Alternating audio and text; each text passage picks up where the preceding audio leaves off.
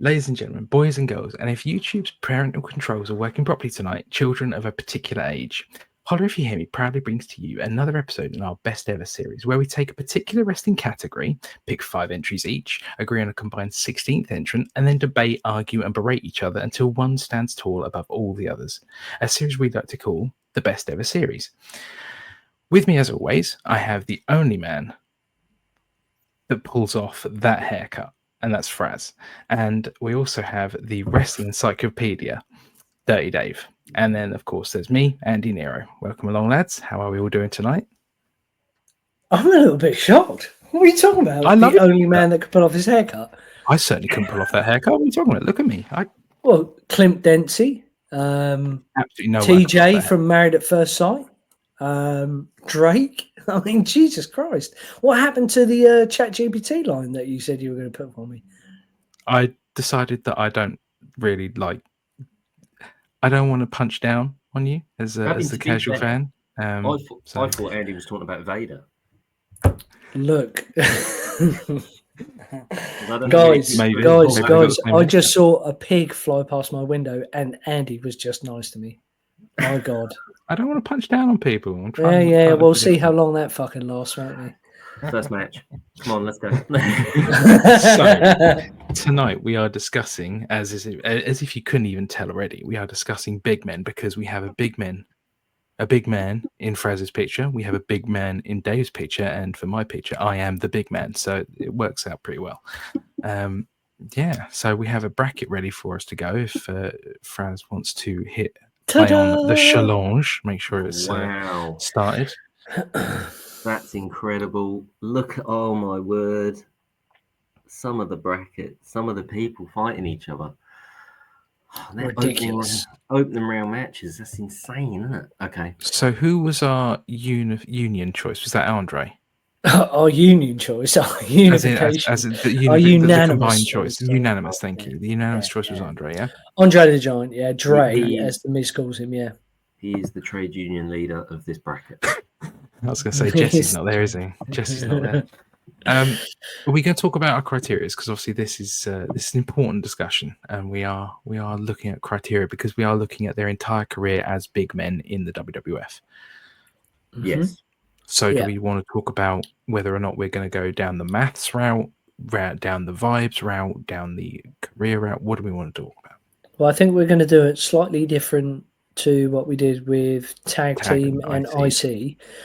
Which is what we're going to give a score out of 10. And then if the total score of that particular wrestler beats the other in that bracket, then they go through to the next round. Unless there's an obvious choice not to. And of course, then we can make arguments. We've only changed our decision on criteria because of the backlash and hatred and the 2,000 reviews of Andy's Bret Hart slander on one of our shorts. So... thanks for that. Yeah, absolutely. Yeah. So, and it's safe to say the scoring will be fair from my side because Billy Gunn is not in this competition, although I did try and get him in somehow. No pre-established bias.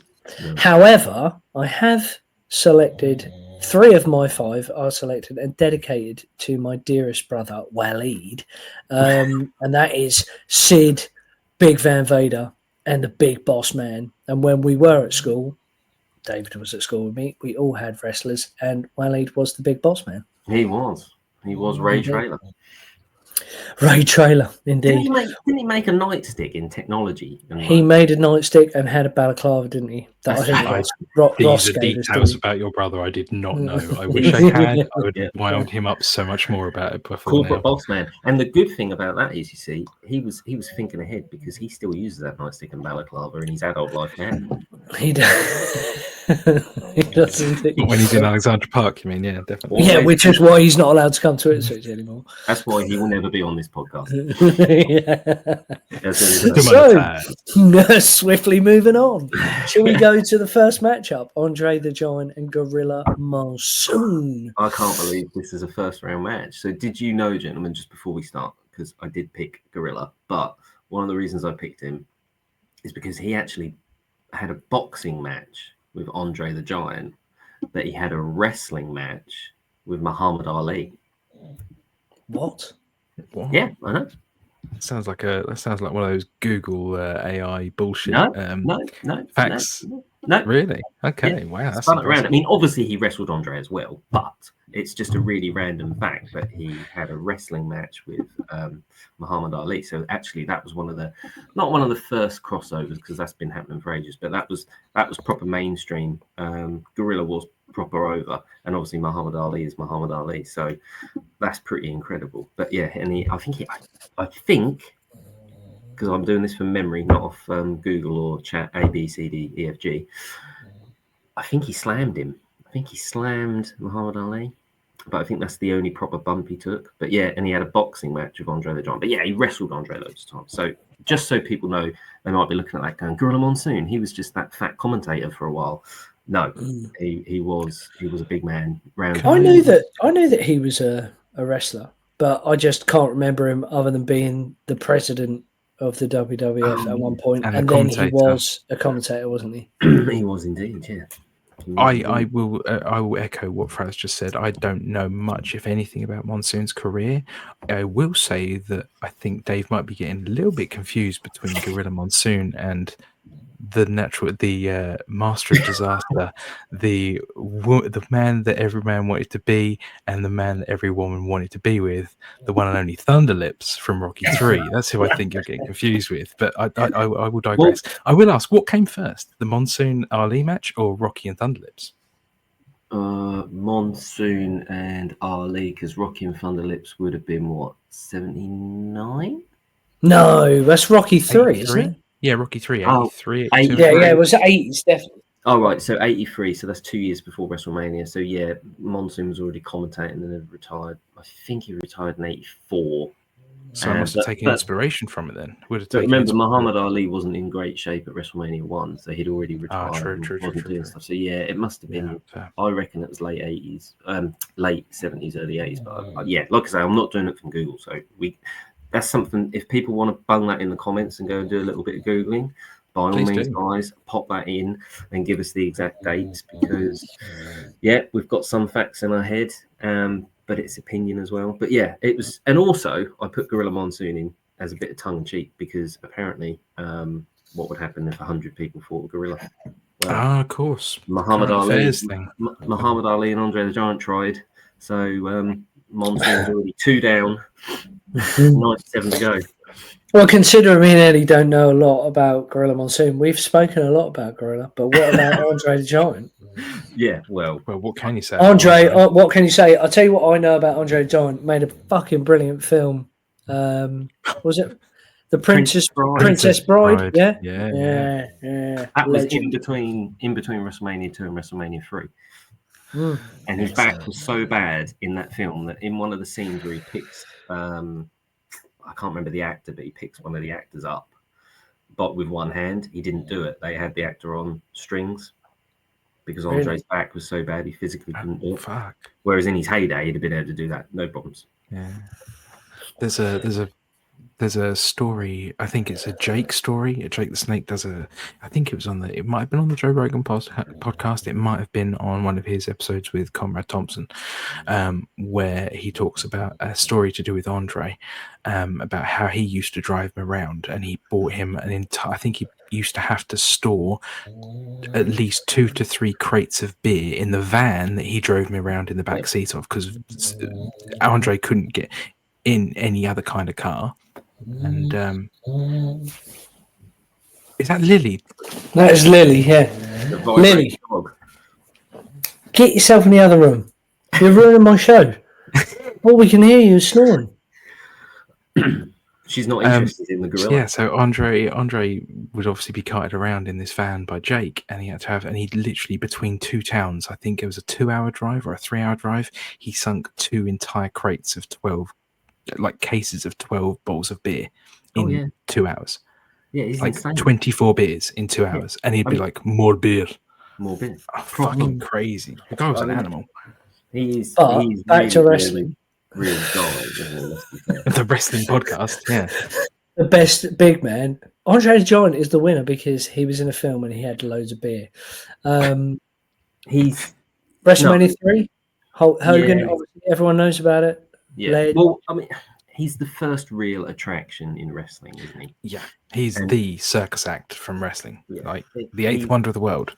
The original crossover. You know, the reason why, you know, wrestling came out of bingo halls and whatnot, and was seen more mainstream. You know, the media picking up stuff and stories about Andre. You know, that was unheard of really for other wrestlers unless they'd killed someone. So yeah, it's really hard to take away from Andre.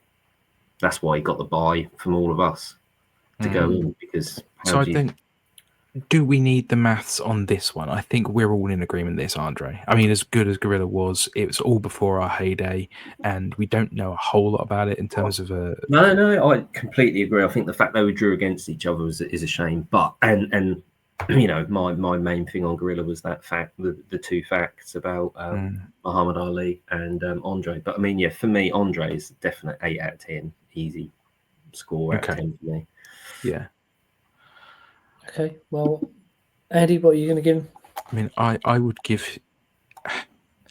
Did he ever win the WWF championship officially, or did he win it and then did they recognize his championship reign? Yeah. Didn't he just hand it over to? He handed it over to Ted handed it. DiBiase, though, didn't he? Yep. Okay, yeah, I'll stick with that. I was going to say I'm going to take a point off for the fact that he never actually held the title, but he did win it, so I'll keep a point. So yeah, I'll go for 8 as well. I'm going to give him a 7. Gorilla, I'll give him a 5. Yeah, me too. I think it's a 5 all round because we just don't know enough. We haven't got enough reference. No, great commentator though. Excellent, fantastic. Him and Bobby, wasn't it? Yeah, and him and Jesse. Oh, and he always used to say something crazy like, you know, someone's been hit in the, you know, Abdullah Oblongata or something, you know, and you'd be like, what? I'm 5 years old. What's happening? I don't understand. So I don't want to drag this one out, but I do want to bring up a fact that I saw. So when Earthquake, the next bracket is Earthquake and Diesel. When Earthquake was in his prime, do you know how old he was? 20s. Mid-20s, wasn't he? Yeah, early 20 20s. bloody 4. Oh, Yeah. it's a year out. 24. Yeah.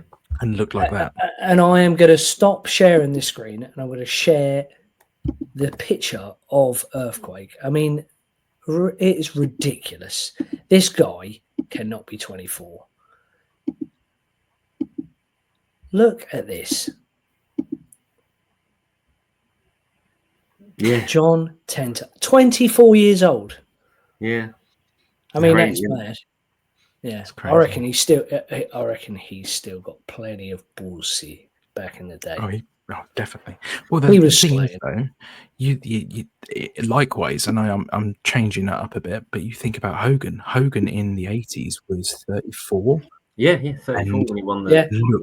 He literally, from the minute that guy started wrestling, he looked 55 and then just got older to the point of like he got younger as he got skinnier, obviously. He looked younger, obviously, once he'd stopped with the vitamins that he was taking in WCW, but he still looked 55, and he looked 55 for his entire career.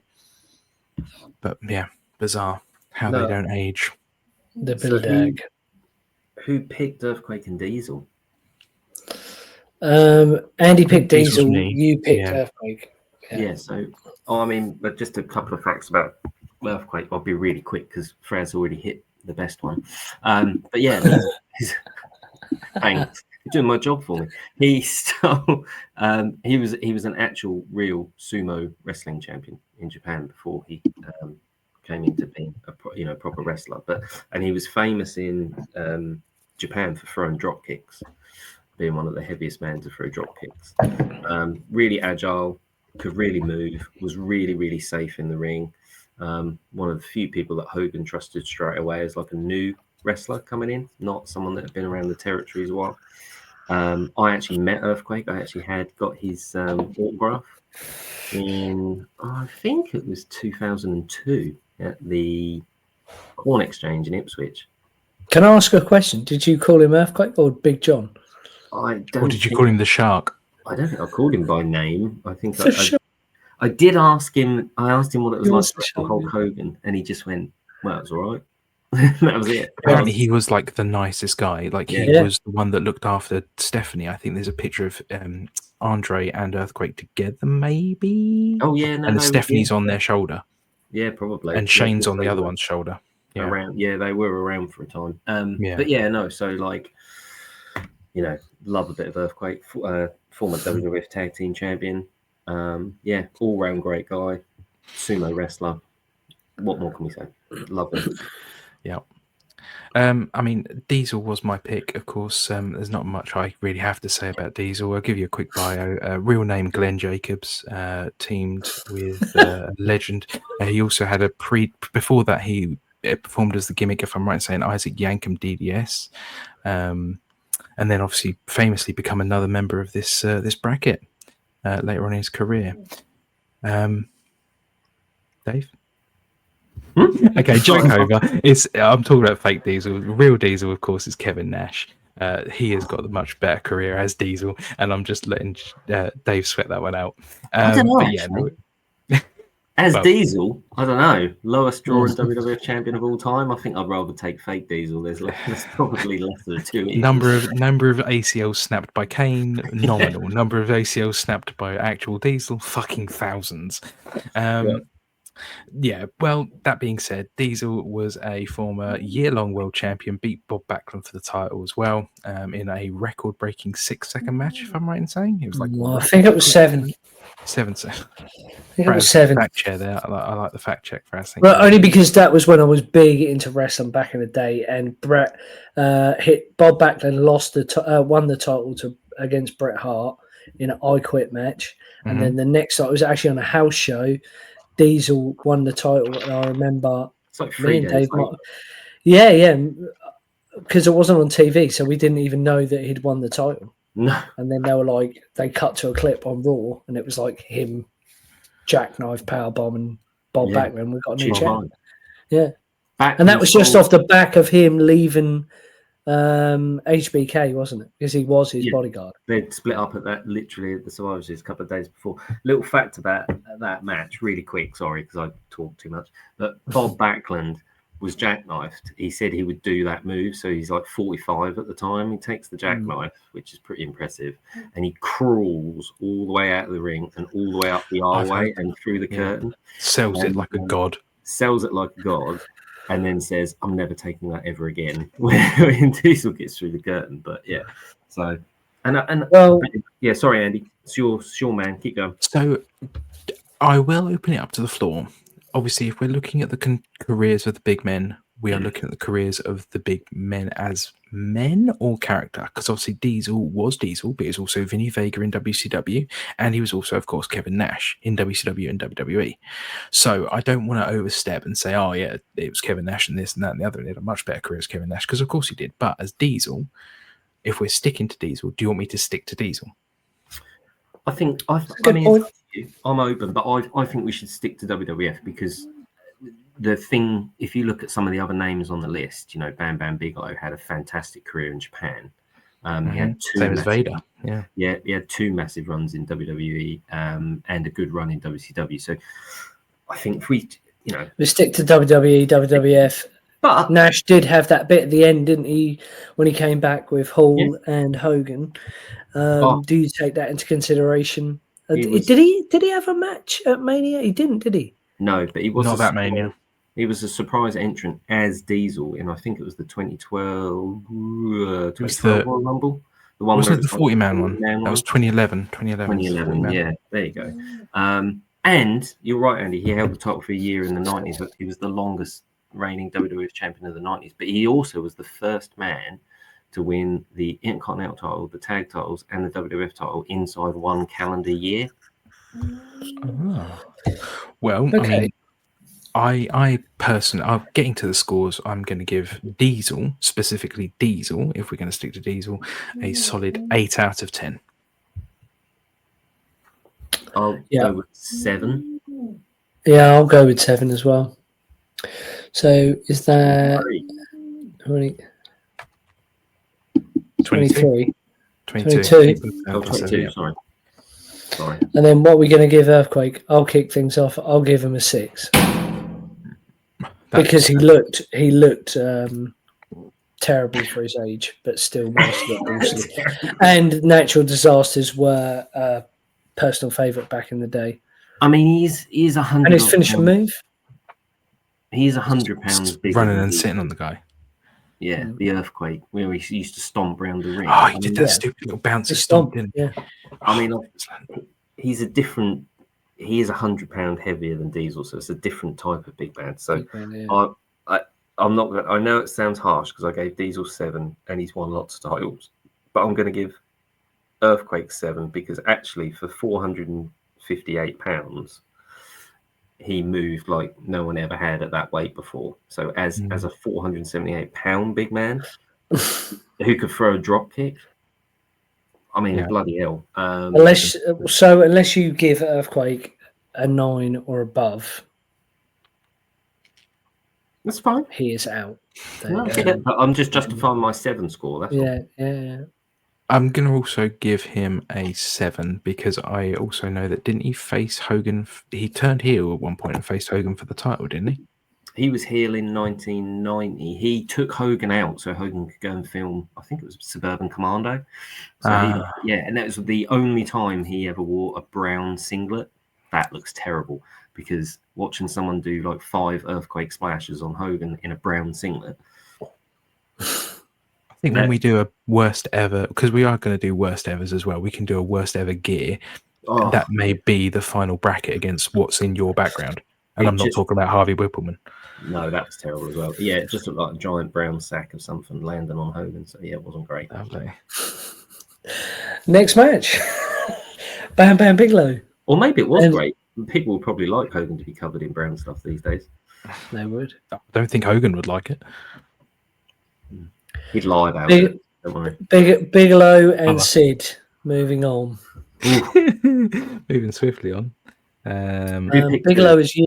Bam Bam is me. I think Sid is me. You. So why don't you? What can I say? The ruler, the master of the world. Off the power bomb. Yeah. Who's the man? Who's the man? I used to love Sid back in the day. Not Sid Vicious, but Psycho Sid when he was Michael's bodyguard. He's also famous for shitting himself in the ring and Taker giving him a tombstone, if I'm right. Yeah, he did shit himself in the ring.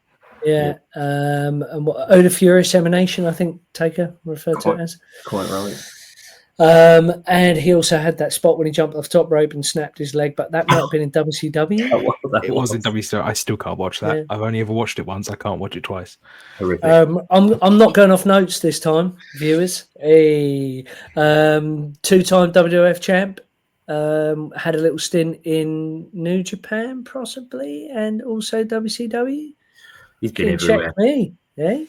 But yeah, Sid was not the best in the ring, but obviously he had that aura of a absolute psychopath, hence the name Psycho Sid. Do you put him over Bam Bam Bigelow? I know a little. Depends, like with Bam Bam, his run in WWF wasn't as good as stuff he did outside. I don't know. He had two runs, so 87 and 88, where he feuded with like Andre. He was a goodie, and then end of 92 to what?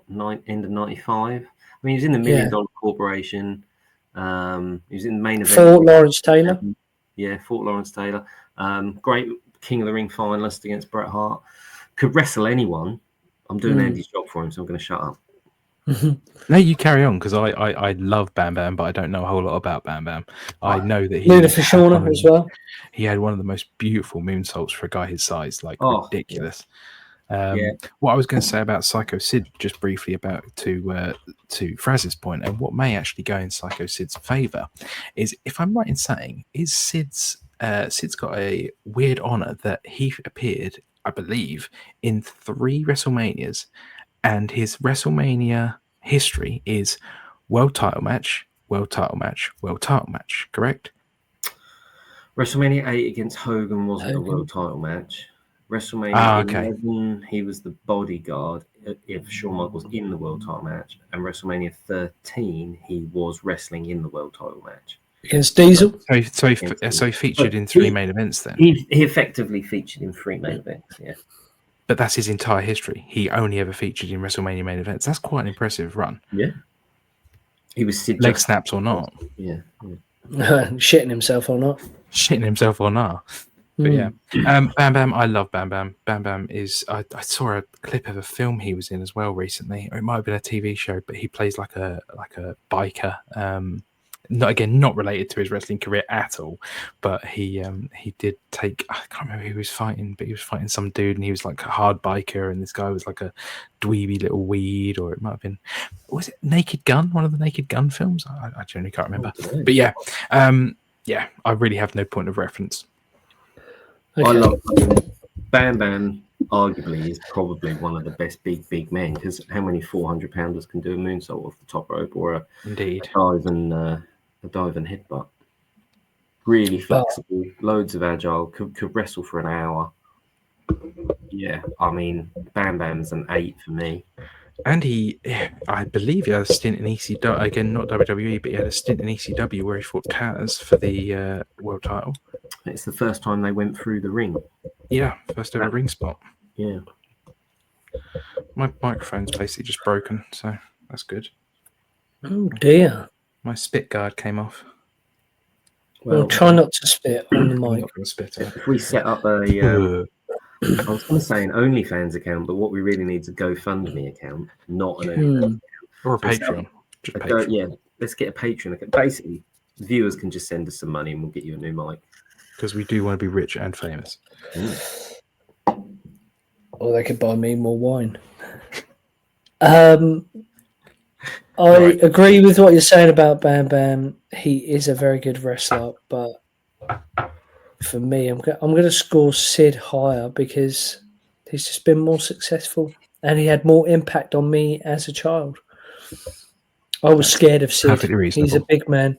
He's a big man. He was a monster. He was a psychopath. The whole stint he had when he came back with Shawn Michaels as his bodyguard, then turned on HBK, which inevitably gives Shawn a really, really good run as a face for a while. I'm going to give Sid an 8, and I'm going to give Bam Bam a 6. Like I said, I think I gave Bam Bam an 8. I'll give Sid a 7. So we're very similar. Sid was great. I think for me, just lacked that consistency because he would always golf and play softball. 8, 7. So he did used to golf and play softball a lot, didn't he? Yeah. 6, I'm going to give 14.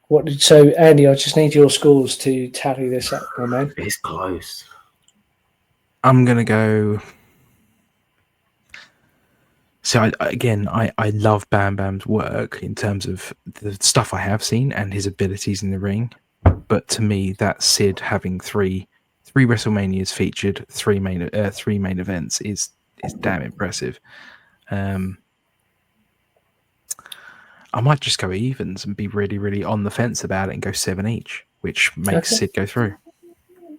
Yeah, I can't. I mean, fair play. That's a tough one, isn't it? It's so hard, isn't it? Yeah, I mean, Bam Bam's WrestleMania career is not quite as good, to be fair. He did beat LT, didn't he? No. Really? He lost. Razor Ramon came out and helped him, didn't he? Or am I thinking of Walter Payton? You're thinking of Walter Payton. It's SummerSlam. Yeah. So he lost in the first round of the WWF title tournament at WrestleMania 4 to Akeem, who was actually the one-man gang at the time.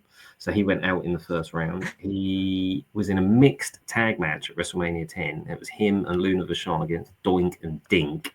And they did win that match, but it's Doink and Dink, so it doesn't really count.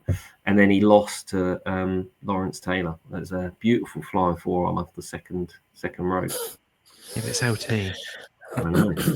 It was a Tito Santana forearm. Okay, guys. I stand by my choices. It's time. Wow. It's Undertaker versus Big Man Vader time. Well, the big one here then, guys, is are we going to go with their Royal Rumble 97 match where Vader won, or are we going to go with their Canadian Stampede match where Undertaker won?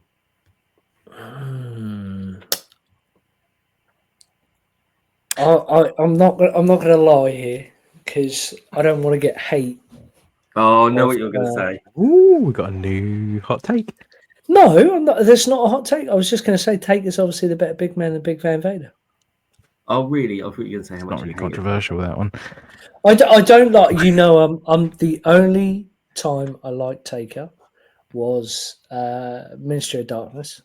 It is no secret that I loved all that. Where to Stephanie? Yeah, Where to, Stephanie? Yeah. Where to, Stephanie? And also the hanging of the Boss Man, which we will get to the Boss Man later because he is legendary. But Vader, obviously, I was too poor to have Sky, so I watched Nitro a lot. WCW was my thing, even on ITV. Sting, Vader, legend, Saturday afternoons, yeah. And then when Vader came into WWF at the time, his feuds with Bret Hart were quality, his matches with Undertaker were quality, moonsaults, you're talking about Bam Bam. Well, I mean, he was just brutal, wasn't he, Vader? He's the Mastodon and that huge. What was it? Who was his manager? Was it Harley Race? In WCW, yeah. Yeah. Vader was just a killer, but it's just unfortunate he's come up against Taker because there's nothing I can say to argue the fact that Taker goes through. Well, just realistically, and I don't think we need to give the viewers a history lesson on the Undertaker. It's more talking about Vader and perhaps Survivor Series 1990. Yeah, I'll give you where it started. That you might respect Bam Bam Bigelow a little bit more after this, Fraz, because him and Vader were tag team champions in Japan. I think it was all Japan Pro Wrestling.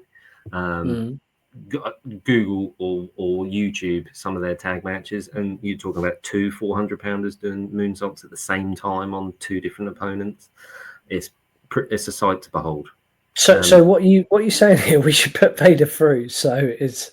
I'm just saying. Vader gets revenge on Sid in the next round. I'm just saying. I'm happy with that. He's my pick. So I'm just saying that you pick Sid over Bam Bam, and I'm saying now you're saying how much you love Vader, and I'm just saying that maybe you shouldn't have made that choice because. Well, I mean, I think you can tell. I'm a big fan. Well, I like Harvey Wibbleman, but the real giant, the real big man. If we're talking about, like we've discussed, WWE careers, can we really make the case that Big Van Vader's WWE career was as glowing and as brilliant as his WCW and Japan career? Obviously, in Japan, he took Cactus Jack's ear. In WCW, he was excellent. In WWE, he wasn't allowed to work with Shawn because Shawn hated him. Yeah, so there's your champion gone. Yeah. And he was basically relegated to a sideshow act after losing to Shawn. And it's like... Why didn't Shawn like him? Because he was too tight, too stiff. And he made one mistake in their SummerSlam 96 and then he stomps on his head, doesn't he? Like he actually Shawn absolutely stomps on his head, doesn't he? Yeah. Is that fair reflection or... I think I'll tell you what. I'll give him a 9. 30. Yeah, I'll give him a 9. Actually, give Vader a 10 for you, and then give Taker a 9 just because. WWF career I'll tell you what. I'll do. That. I mean, the one highlight he had is when he lost to. I think he lost to Kane or Bradshaw, one of the two, and he gets out of the ring, and Michael Cole's doing an interview as they walk back to the dressing room. They used to do this a bit in '98, and they stopped doing it. And he's like, Vader, you lost. What happens next? And he's like, yeah, I'm just a fat piece of shit. I'm just a big fat piece of shit. And then he just pushes Michael Cole away, and you just sort of think, I've had the same conversations in the mirror. How many kids are going to go out and buy your action figure now? You're not. Or your T-shirt that says "I'm a fat piece of shit" on it. Yeah, why didn't I would buy the T-shirt. Andy would buy the T-shirt. Yeah. No kebab tonight, Andy. No, I had dinner earlier. So I'm the only one in keeping with tradition of the regular. I did have sweets. That counts. Vino. Oh, well, okay. Sweets are not kebabs. But well, we're happy with me giving Taker 5, you two giving him 10/10, because American Badass era obviously was just a 5 for me. I thought he was a fun idiot for doing that. But... Well, yeah, we just forget about that, though. Yeah. I like it. It was all right with Roland. I know you did. Yeah, Then well, again, that's my era of. When he had the other theme after Roland, that was dreadful. dead. Always man. kicking assholes' ass. Yeah, that Yes. wasn't great. That might feature You've on the worst done it ever. now. things. You've gone and made Yeah, a you're big gonna pay. mistake. Yeah. Mm. Again, the instrumental version of that they used at Judgment Day is excellent. No, it's terrible. That's only my opinion. As a piece of music, it's actually half decent. I remember What watching, is- Instrumental. do you know What what? I is? remember watching that The live You're Gonna Pay instrumental version. Oh, from Judgment Day. I remember watching that live, and because it goes, it has like a drum beat, and then it has a dong, Yeah. He's here. which Roland and stuff like that didn't have. And I remember for a Oh. split second thinking, "Oh my god, it's Judgment Day. He's gone back to being like the proper Undertaker." And then no, he just came out as normal, but with this random music, and you're like, Didn't Rolling have a bong in it? I thought Rolling had a bong. It's like, and now yeah, he's I suppose bong, actually, yeah, his symbol, rolling. his symbol smashed on the screen and went bong, yeah. But With the fucking this- weird sort of flaming. that's it, the flaming thing T going on. symbol thing, yeah. But that because that Kid music Rock was his changed worst. at Judgment Day, it just made me for a split second think, oh my god, thank God he's gone back. You know, it's Judgment Day. You know, it's Undertaker's pay per view like Judgment Day. They were all like hanging people, and it was all like mythical. And you think, yes, he's going to go back, and then no, he just comes out to new music, which Was Paul. And then doesn't get Hogan up for a chokeslam properly. Jesus Christ, that's horrific. Shall we But move on he wasn't to doing the this. Let's next move on. bracket? Umaga and Kane. Anyway, Yeah. it brings us to Umaga and Kane. Kane. It's gonna be Kane. Neither are mine, but Umaga was a killer. I think Kane's mine, Yeah. I'd probably pick and Umaga. you've got Umaga. I think, Davey. Yeah, for a number of reasons. One, William Regal used to call him "Ooh bloody manga," Umanga. Yeah. "Ooh bloody manga," which I thought was funny.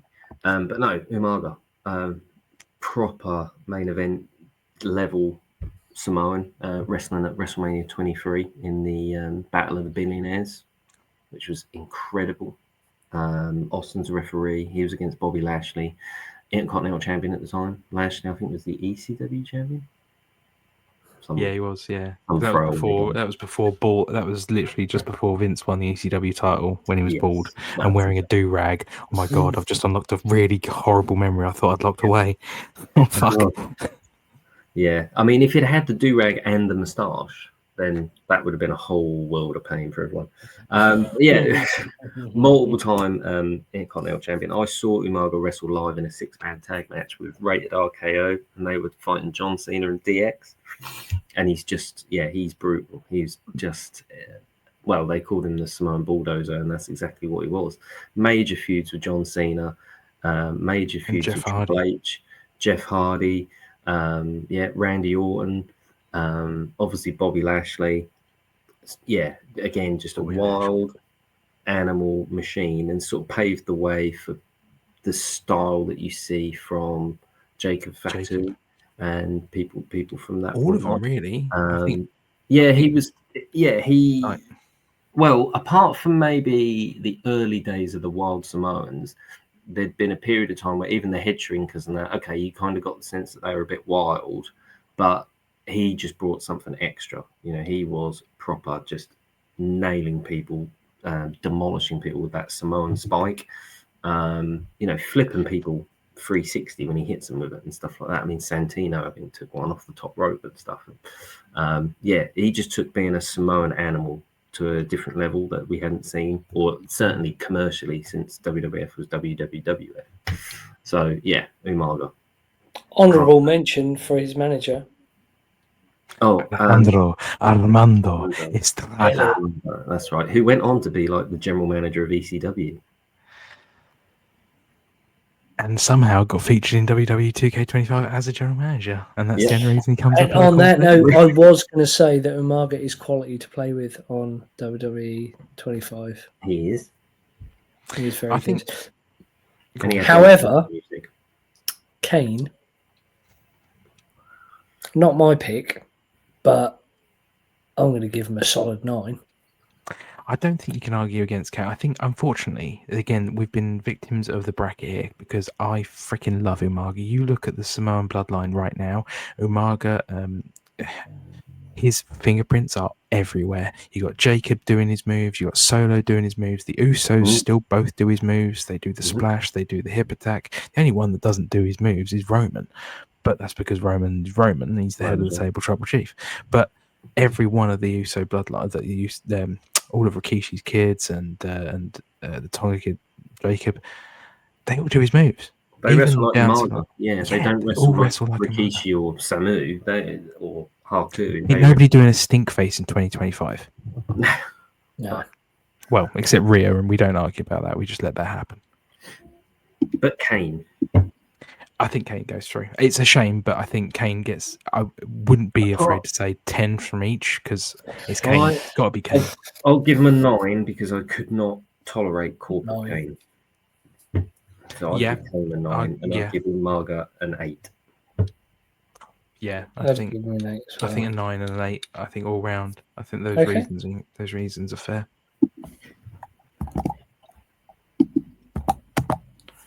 I mean, to be fair, Kane deserves great scores just for electrocuting Shane McMahon on his testicles.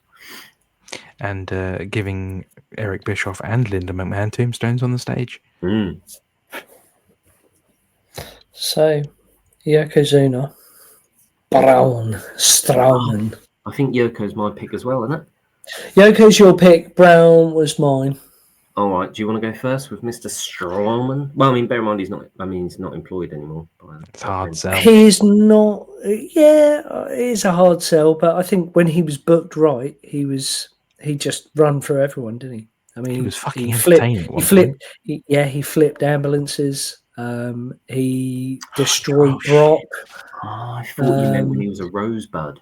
No, I completely forgot about his feud with Roman. That feud with Roman was fucking money.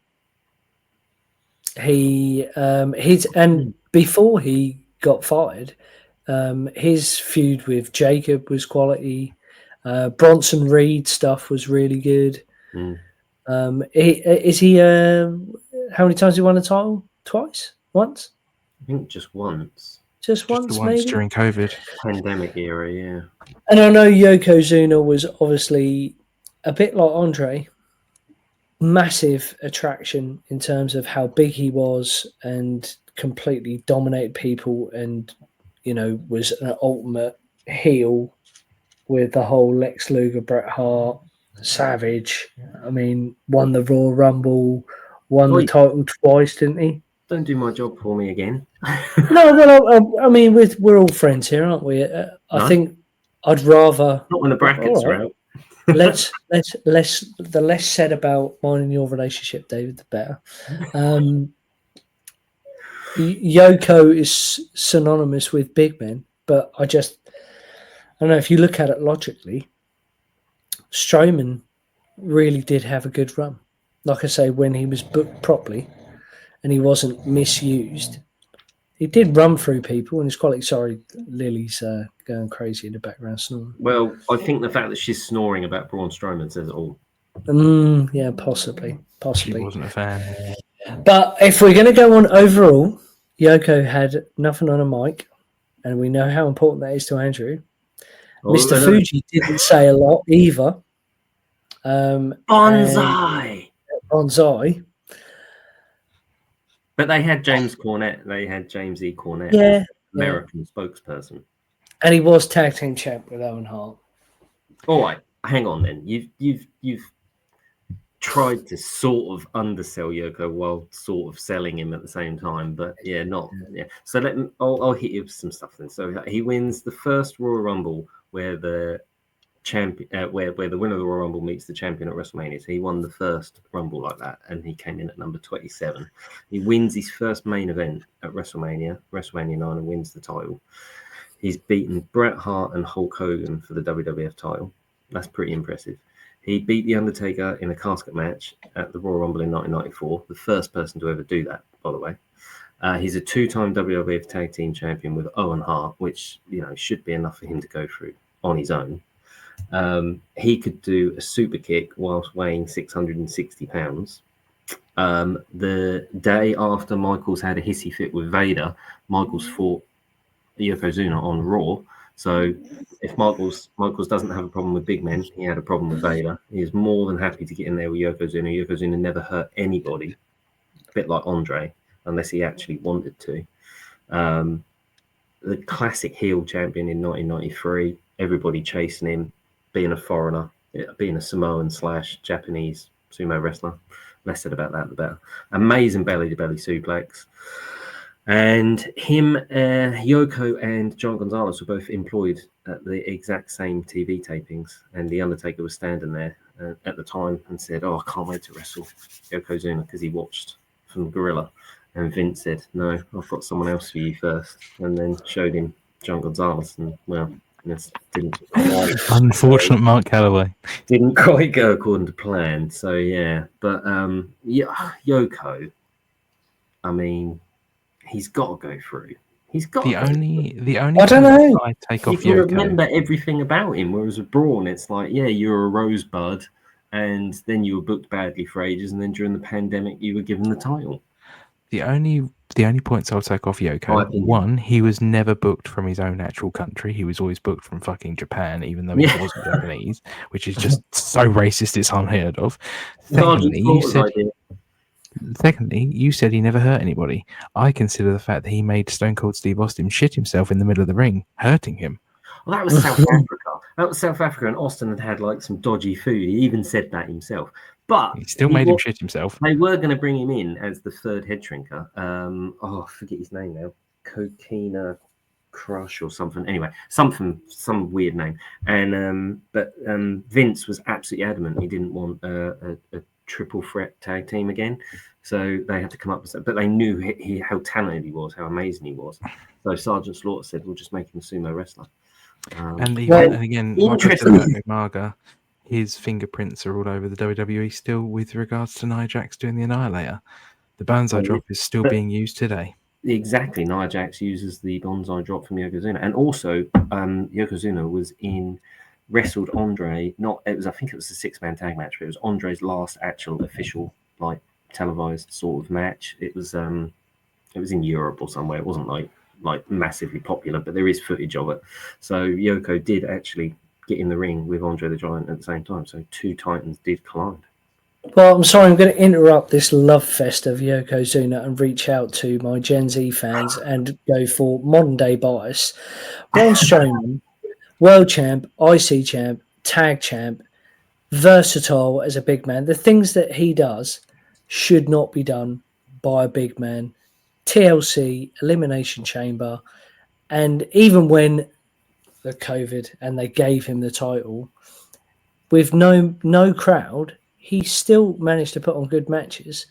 As you say, the feuds with Brock and Roman and the stuff with the Wyatts is memorable. I think Braun Strowman should go through here over Yoko and arguably had a longer career than Yokozuna. Actually, I forgot one fact, actually. Yoko won the title of WrestleMania 9 and retained it.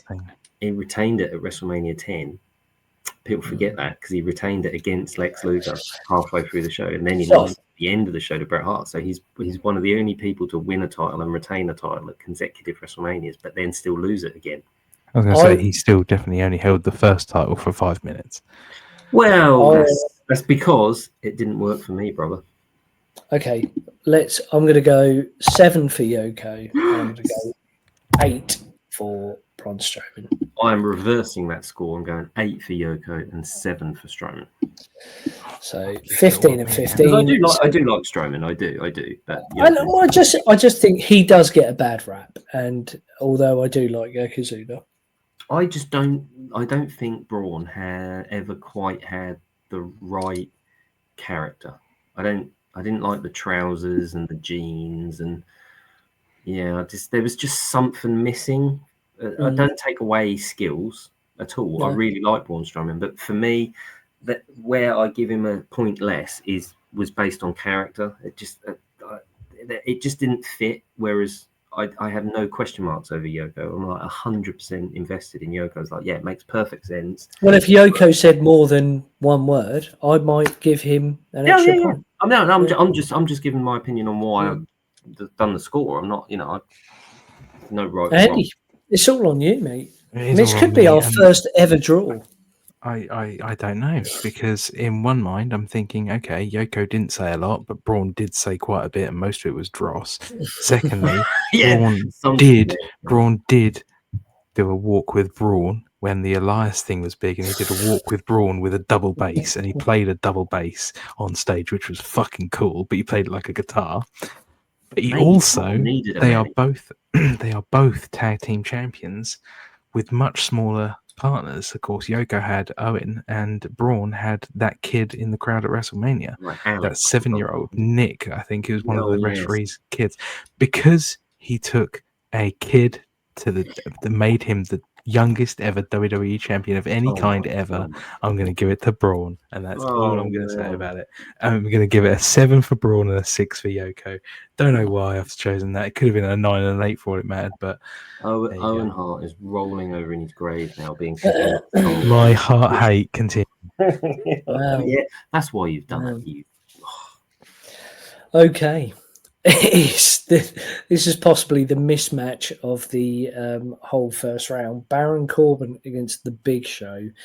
Andy, if you can convince me and Dave that Baron Corbin is a better big man than the Big Show, then I shall give you something. Oh, I say. I'll tell you what, I'll buy you. Have you got Boss Man's nightstick? The biggest. No. But you've got the wrong brother here. I'll get you whatever you want from Lucky's of Lackeys next time we come around.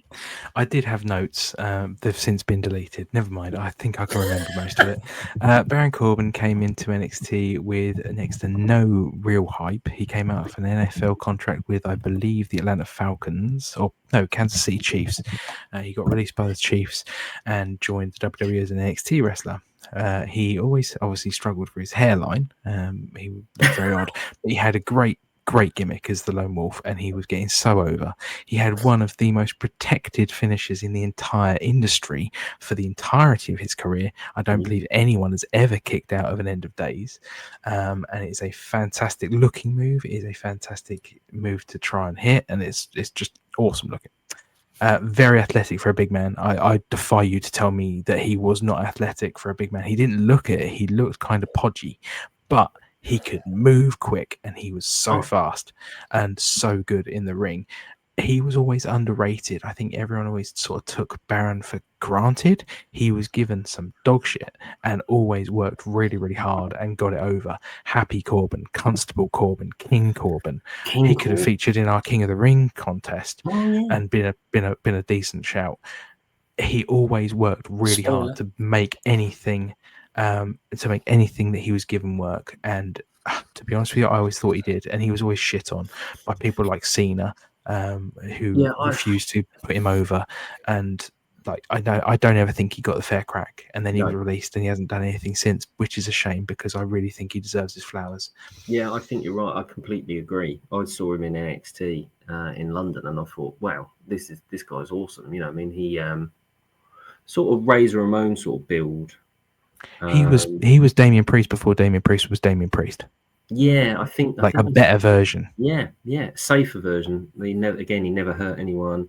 He was a really, really safe wrestler. People used to love wrestling Baron Corbin. It is a shame. I agree, but I suppose the thing is that all equates to him not having a great WWE career overall. He had a great NXT career.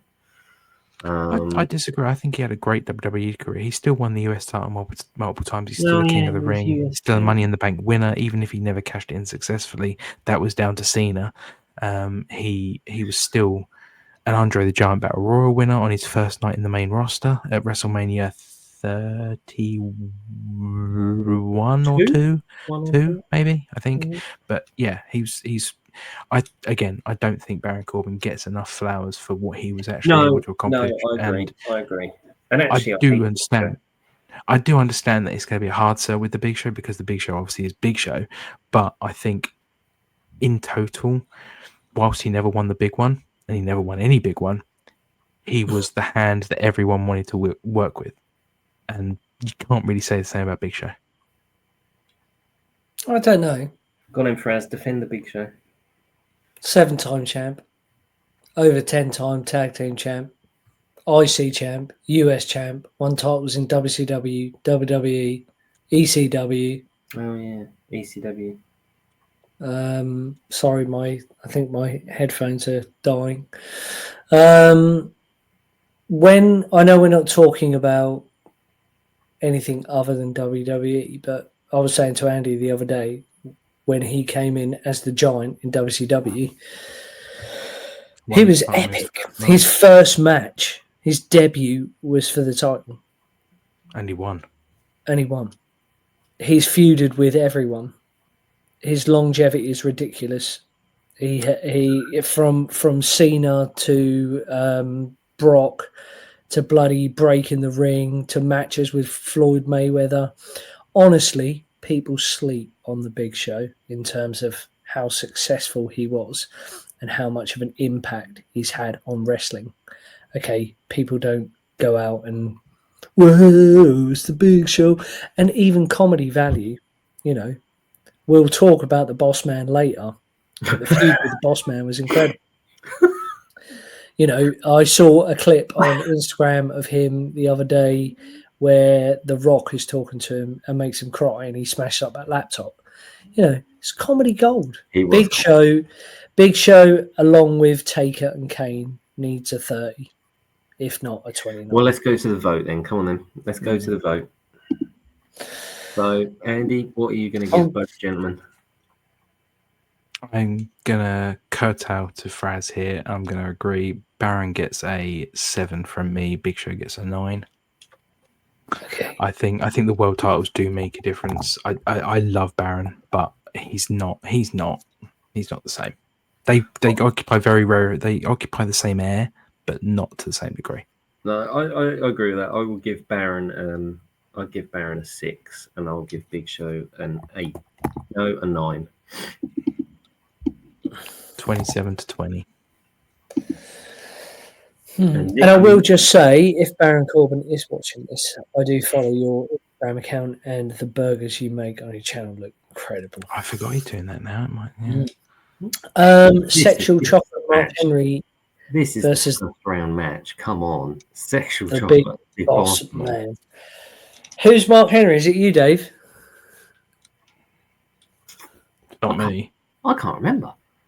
Definitely not me. Maybe I'll have to check. I'll have to check my notes. I'm just going to take my headphones out because they're dying. Do you know what? I can't remember where I've put it now, but yeah, it might be because he's the world's strongest man. Let me just have a look-see. I can talk about both. Who was Boss Man? Well, obviously, Boss Man is my brother's favourite wrestler. That's right. I'm definitely not Mark Henry, so only like by process of elimination. Either that or Fraz picked both. Which is also perfectly possible. No, Andy, you picked Mark Henry. Did I? Yes, you did. Kane, Bam Bam, Diesel, Mark Henry, and Baron Corbin. Yeah. Wow. What I'm more than happy to talk about him if you want. I will just say that Mark Henry is also a personal favourite, only because his ring entrance music is brilliant. Somebody go and get the ass whipped. Somebody go and get the bottom whipped. Yeah. And of course, he used to come out with Teddy Long's music at one point when Teddy was his manager as well, which is also another classic. And the sexual chocolate thing, I had to put that in there for comedy value, obviously. Nation of Domination. Yeah. What about the All-American when he was Mind Games in your house and he beat Jerry Lawler dressed in an American flag? And let's not forget when he pretended he was going to retire and then didn't. Oh, the salmon suit. The salmon suit promo, arguably one of the best promos of all time. I think everyone. The one thing that I could never forgive him for, I think, was turning up to the Survivor Series in 2003 in an all-white,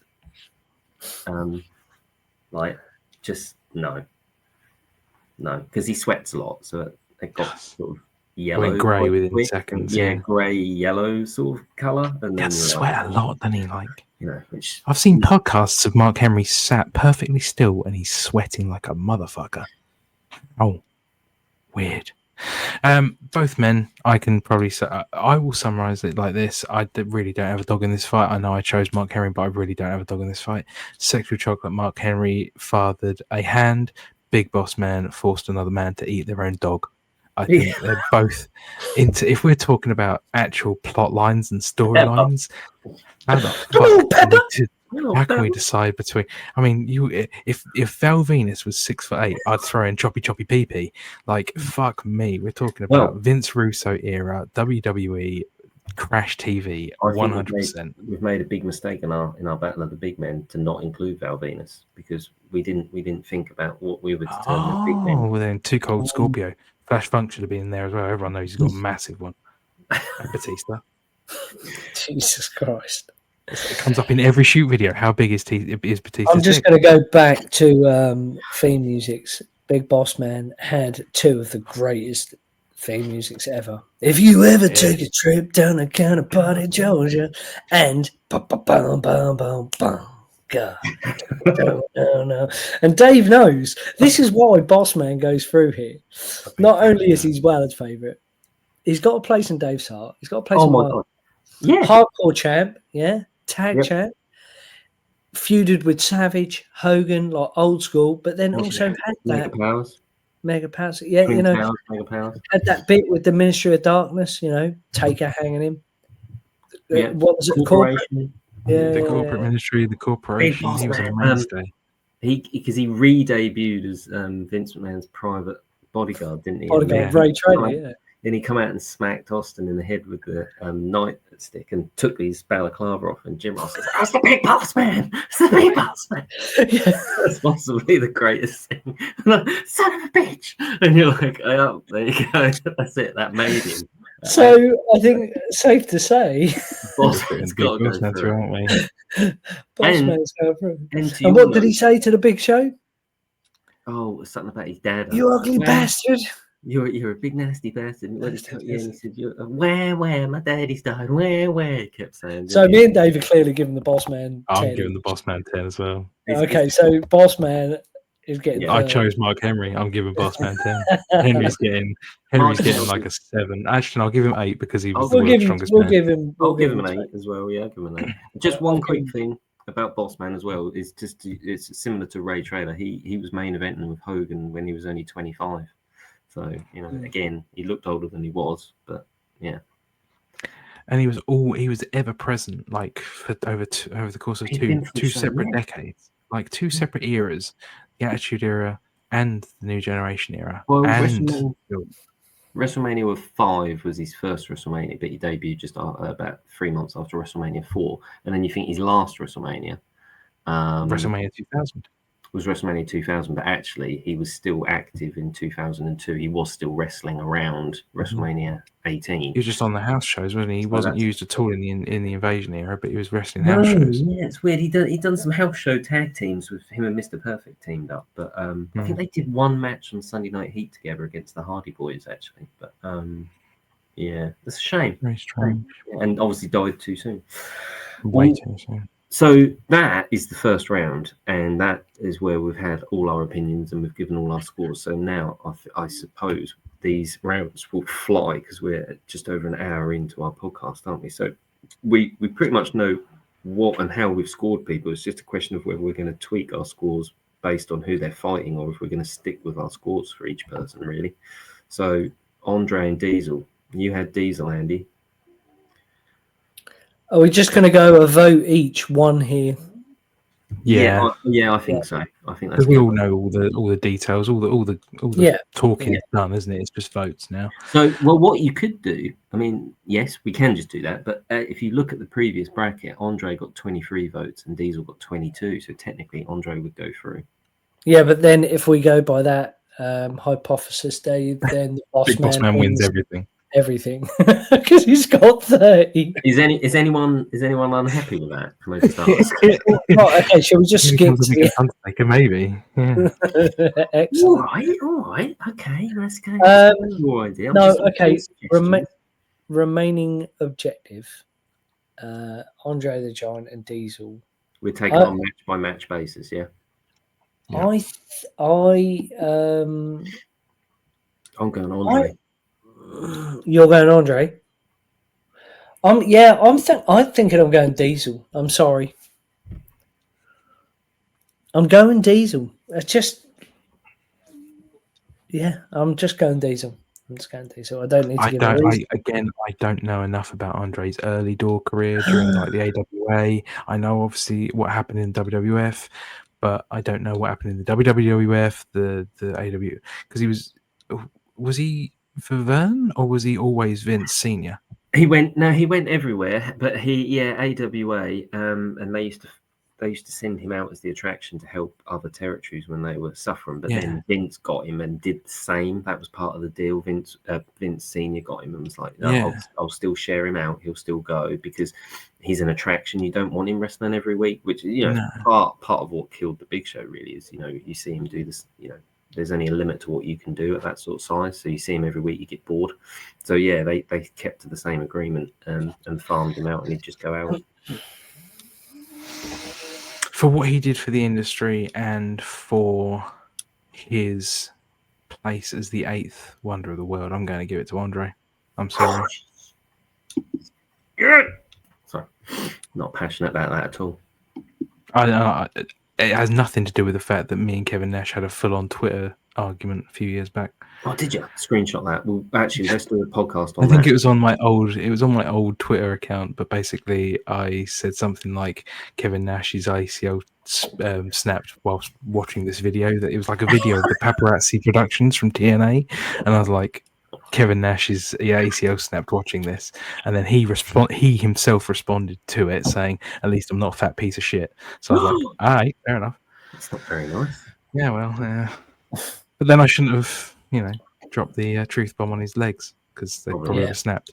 I was going to say the truth hurts in both parties, but moving on, Sid and the Undertaker. Wow, we've played nice all night. I'm going WrestleMania 13 here, and it's got to be Oda Furious Emanation. Yep, Undertaker wins. Sid shit himself. I was going to go Sid and snapped his leg in a separate promotion against Big Papa Pump, against Holla If You Hear Me. Yeah. Kane shouldn't have been allowed in the tournament because of that. Sid was also always really top heavy, wasn't he? He had no build on his legs at all. Oh, he was really massive. He did a better leg drop than Hogan. He was skinny as fuck in his legs though, wasn't he? And until about 96, 97, he did put a bit on. He did look better. He had better legs. This is completely fair. Yeah, Braun Strowman gets 0. I agree. Yeah. So, I think it's fair. So Yokozuna should have gone through, really, shouldn't he? Boss man. If you get your father's corpse driven away by your opponent, I think that's fair to say that you lost. Nah. He had the best punch. He had the best punch in the business. He's the most agile 330-pounder. He was in WWE and WCW effectively for. How many times did Big Show get sent back to developmental though? He got sent back after the initial St. Valentine's Day massacre. He got sent back in 2001. He got sent back in 2003 or 4, whenever the match was with Floyd Mayweather. He kept on just being fat and just not good, and then he'd come back and be okay for a bit, and then go back to being fat again. Are we really arguing the fact that the Big Show and the Big Boss Man here, surely it's Boss Man. Big Show has got the resume to beat anyone on this whole fucking tournament? You're talking about him going back. We'll talk about perseverance. If he's gone back about 3, 4, 5 times, he's come back and he has won over 20 titles in the WWE alone. I just never really liked him, but I don't. No. Is he the only person to have won the WCW, ECW, and WWE championships? Is he the only one to have ever done that? Yeah. He won. It's got to be. He's won, isn't he? He's won. Yeah, it's got to be Big Show. Sorry, Welled. I did try. Boss Man just gave me so many better memories, though. But yeah. Oh, all right, Taker. Wow. Well, I'm not a big Taker fan, but it's got to be Taker. I'm still sore about the fact that Taker beat CM Punk when he shouldn't have done. Taker What, you should have going, lost. Andre? Taker. I will be more than happy to go, Andre. Taker should have lost at 29. Ooh. Oh. Okay. Everything in that build was excellent, and he absolutely should have lost. Do you want to know why I knew he wouldn't lose? Is because Paul Bearer just died, and I was just like, they just won't do it. No, absolutely. Now, this is a tough one because I am a fan of Kane, and I'm only considering picking Kane over the Big Show because of his early stuff when he first debuted at Bad Blood. However, I'm all about Big Show. I didn't realise how good Big Show was until I did research for this thing, and it is impressive. At 7 foot or whatever he is, and 500 pounds, not only early days was he fucking athletic and done moves that he shouldn't do, he's just had longevity over decades. It's not like a few years. Kane's got the better character, and was booked in some memorable bits, but shows just had as many. I'll leave it down to you two to discuss whether you put through Kane. I know you love Kane, Andy. So, and No, if I it's do, Kane, but I also think of the fact that Kane had 3, maybe 4 bites at the cherry at getting over in WWE with different gimmicks. Glenn Jacobs, like I said before, Isaac Yankem, Fake Diesel. Fake Diesel wasn't obviously his fault. That was a product of no, Vince's. I think we exclude that.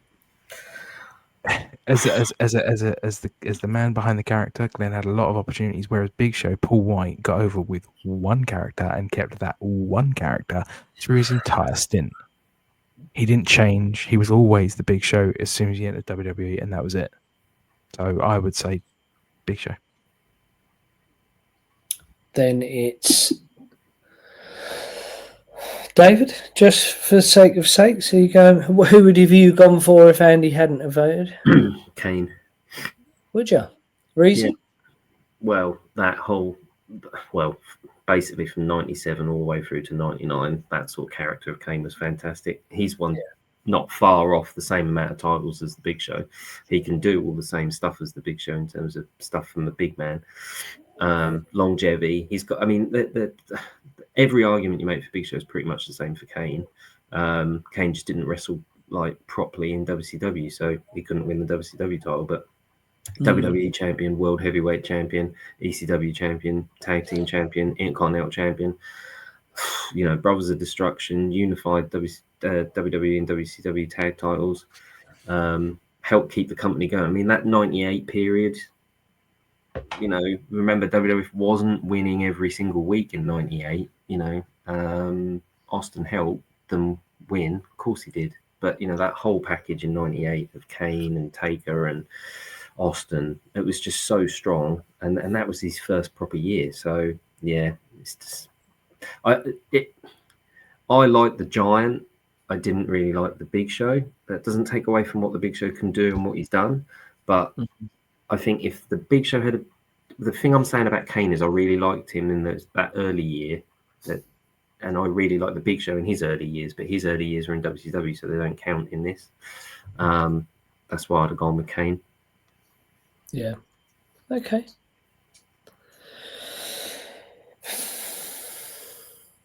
Well, Flumnar clearly has to win this.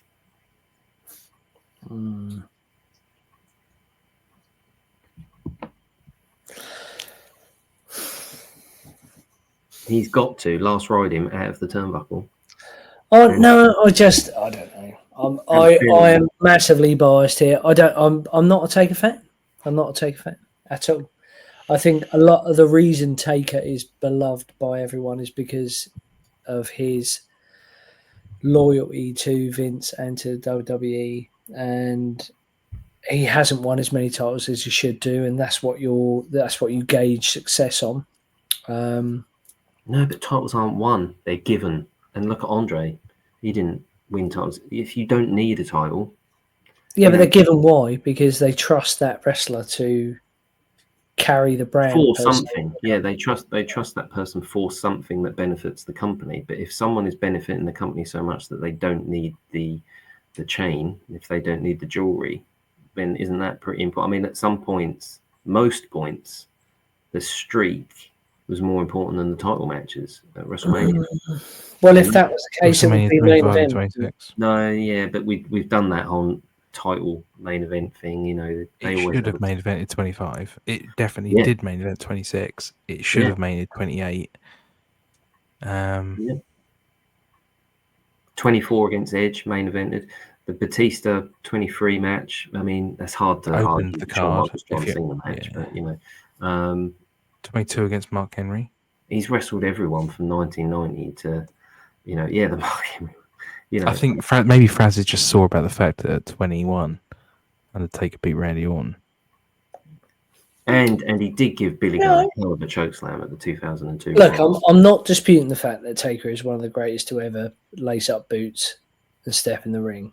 However, if you win the title 4 times in 30 years, and if the streak is bigger than the title or was bigger than the title, He's won it more times than 4 times.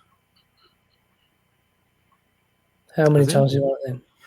Well, if you think he beat Hogan, then he beat Sid, then he beat Austin, right? So that's just up to 99, and then after that, he obviously beat Batista and Edge at 23 And he beat 24. Hogan. And then he beat Hogan again. So if you're including the world title, I think it's 6, isn't it? It says here the Undertaker's won the WWE Championship 4 times. yeah, The it doesn't have to WWE be the world Championship. title, That's though, not does obviously. He's won the World Heavyweight title 3 times. Yeah, so 7. So. it? 7. And But you weren't. Nobody was wrong here.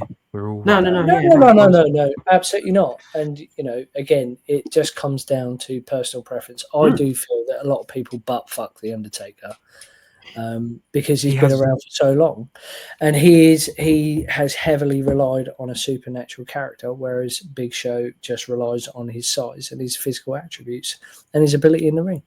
Undertaker also has very, very troubling opinions about politics.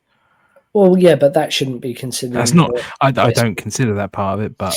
So I'm going to go for Big especially if Show. you don't know the Big Dave's Show. going to go for The Undertaker, and Andy is going to go for who? But you need to tell us why before you put your vote in. See, I've already tried to undersell Big Show in this video, so it makes it hard for me now to try and come up with a reason why I pick Big Show over Undertaker.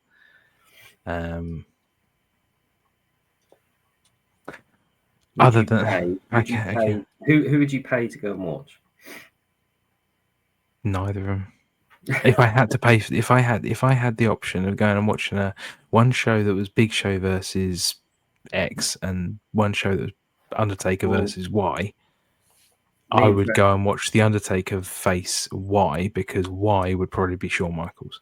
Well, me and Franz went and saw Undertaker fight Big Show on a SmackDown in the O2, didn't we? We did indeed, and our friend wore a Rey Mysterio mask on the tube, which was highly embarrassing. Shout out to Do you know what? I'm gonna give one of. I'll tell you exactly why I'm gonna choose this person, because he had one of my favorite matches of all time, and I watch this match probably once or twice a year just because I can. I'm gonna choose the Undertaker because of Undertaker versus Jeff Hardy in the ladder match on Raw. That match is one of my favorite matches of all time. I can watch it blindfolded. I can watch it on mute. It's excellent. The way you get basically a double turn from Taker started in that match. He starts off as the heel, and then by the end of the match, you're cheering for Taker as much as you are Hardy. He gives respect to Jeff Hardy. He makes Jeff Hardy look like a fucking absolute superstar. And yeah, I know it's petty to choose just one match as to why, but it is one of my favourite matches of all time. I was going to say, ladies and gentlemen, boys and girls, children of all ages, this is just another example of how a casual fan like me, and I am like each and every one of you out there, has been screwed over because Andy has chosen The Undertaker over Big Show because of a match against a dyke called Jeff Hardy. Well, I'll tell you what we can do. We can get all our subscribers and everybody who's watched this to vote and agree. Do you agree with me and Andy confirming that The Undertaker is? Well, of course they're going to, because everyone loves The Undertaker, don't they? Ones in the comments. Put your ones in the comments if you agree Undertaker. Put your twos in the comments if you think Big Show. If you want the big slow. And we'll just count up the numbers. But if you have reached the end of this video, which has been a slightly longer than anticipated one, we thank you. We wish you all the best and hope you will like, subscribe, and share with all your friends and family. And we will join you next time for another edition of the Best Ever Series, which I think we're going to do Best Theme Music next and possibly European Champions. King of the Ring, why not? King of the Ring, We've yeah. got loads, people. Don't We've you got worry. lots to do. Lots of things to cause arguments. Lots in the chamber. And don't forget to tune in for our weekly episodes on Wednesdays and Thursdays. Yeah. Yeah, see you Wednesday We've got a for our lashback sort of overview, I suppose. Yeah, well, this will go out after the lashback review and Raw and SmackDown. Every Wednesday, Raw, SmackDown, and PLE reviews. Yeah. And Andy's hot takes on how Gunther is the best on the mic. Well, he might have to be if, depending on whether he beats Pat McAfee or not, because he might have to do his job on Raw if he injures McAfee too bad. Yeah, Jesus Christ, can you imagine that? Someone might have watched our podcast, and that might happen because they want to prove he's got mic skills. Imagine. Good night. God bless. Take care.